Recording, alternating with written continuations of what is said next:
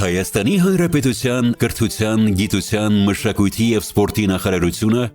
և Երևան Քոչարի թանգարանը ներկայացնում են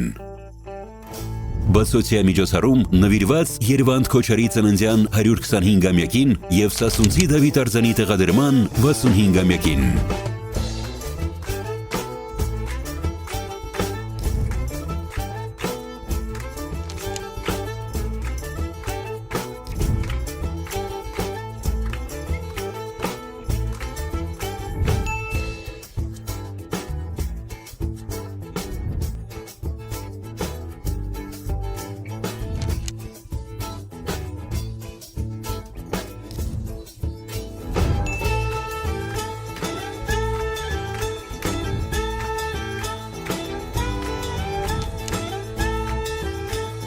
Երբ Հայաստանի կառավարությունը որոշեց տոնել